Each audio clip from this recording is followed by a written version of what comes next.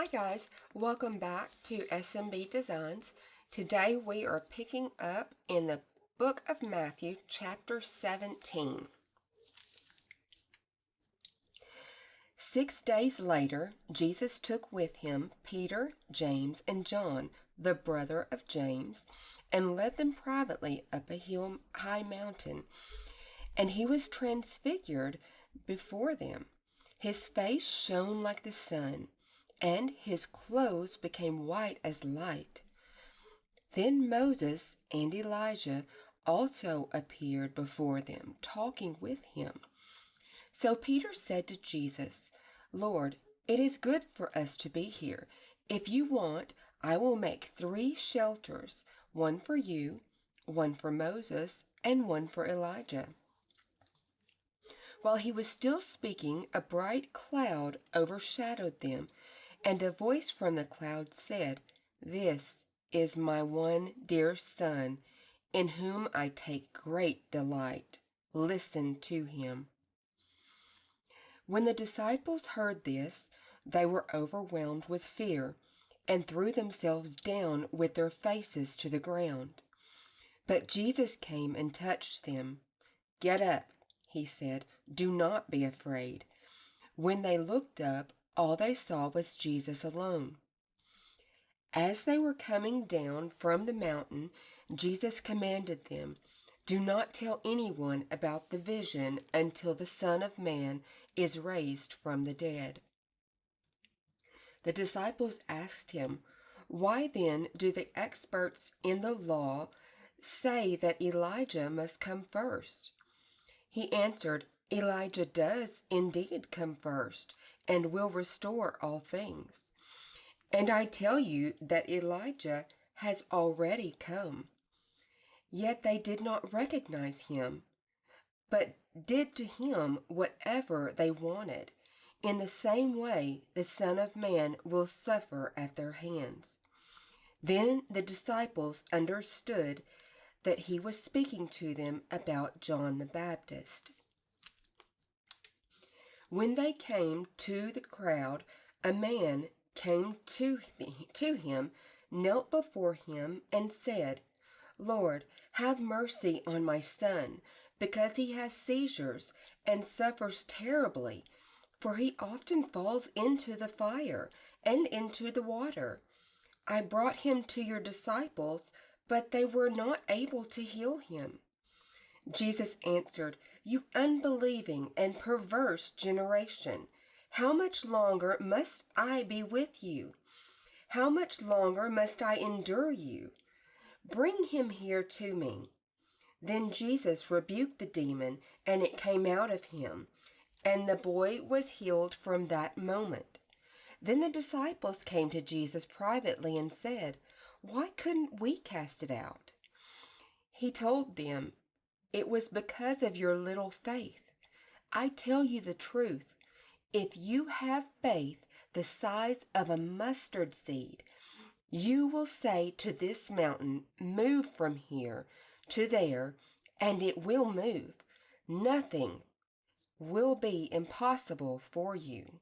When they gathered together in Galilee, Jesus told them, "The Son of Man is going to be betrayed into the hands of men.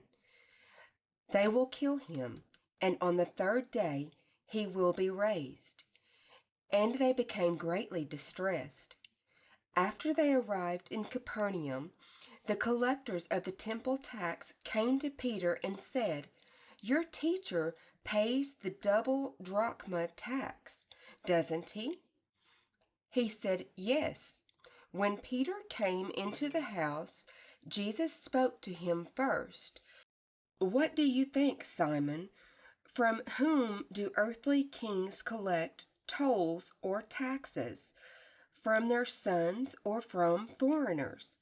After he said, "From foreigners," Jesus said to him, "Then the sons are free. But so that we don't offend them, go to the lake and throw out a hook. Take the first fish that comes up, and when you open its mouth, you will find a 4 drachma coin. Take that and give it to them for me and you. Chapter 18.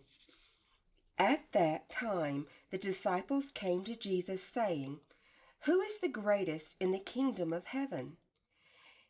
He called a child, had him stand among them, and said, I tell you the truth, unless you turn around and become like little children, you will never enter the kingdom of heaven. Whoever then humbles himself like this little child is the greatest in the kingdom of heaven. And whoever welcomes a child like this in my name welcomes me. But if anyone causes one of these little ones who believe in me to sin, it would be better for him to have a huge millstone hung around his neck and to be drowned in the open sea. Woe to the world because of stumbling blocks! It is necessary that stumbling blocks come, but woe to the person through whom they come. If your hand or your foot causes you to sin, cut it off and throw it away. It is better for you to enter life crippled or lame than to have 2 hands or 2 feet and be thrown into eternal fire. And if your eye causes you to sin, tear it out and throw it away. It is better for you to enter into life with 1 eye than to have 2 eyes and be thrown into fiery hell. See that you do not disdain one of these little ones, for I tell you that their angels in heaven always see the face of my Father in heaven.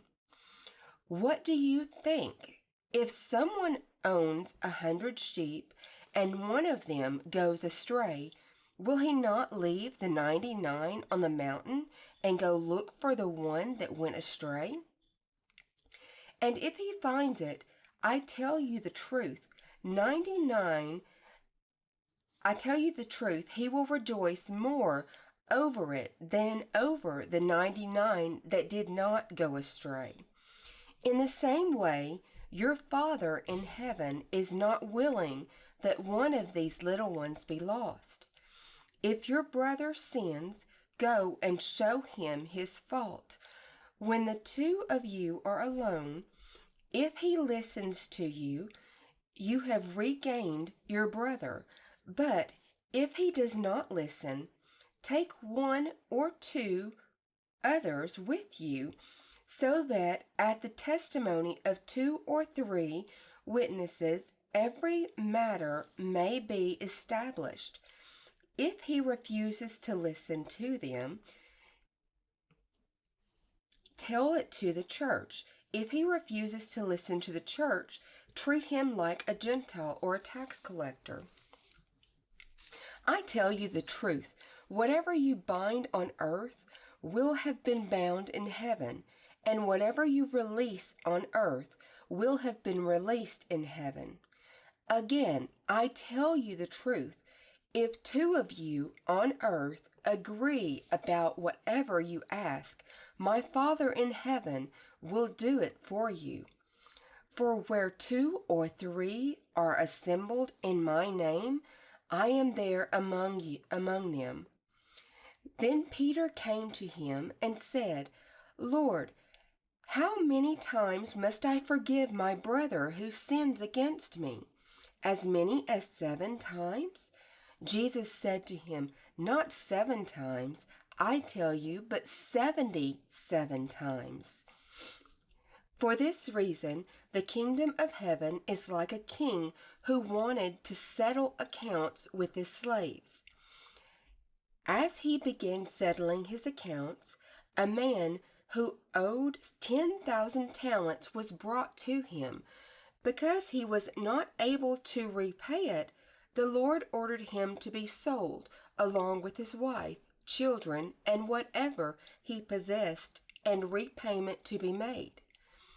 Then the slave threw himself to the ground before him, saying, Be patient with me, and I will repay you everything. The Lord had compassion on that slave and released him and forgave him the debt. After he went out, that same slave found one of his fellow slaves who owed him 100 silver coins. So he grabbed him by the throat and started to choke him, saying, "Pay back what you owe me." Then his fellow slave threw himself down and begged him, "Be patient with me, and I will repay you." But he refused. Instead, he went out and threw him in prison until he repaid the debt. When his fellow slaves saw what had happened, they were very upset and went and told their lord everything that had taken place. Then his lord called the first slave and said to him, "Evil slave, I forgave you all that debt because you begged me. Should you not have shown mercy to your fellow slave, just as I showed it to you?" And in anger, his lord turned him over to the prison guards to torture him until he repaid all he owed. So also my heavenly Father will do to you if each of you does not forgive your brother from your heart. We will stop there this week and pick back up in chapter 19 next week.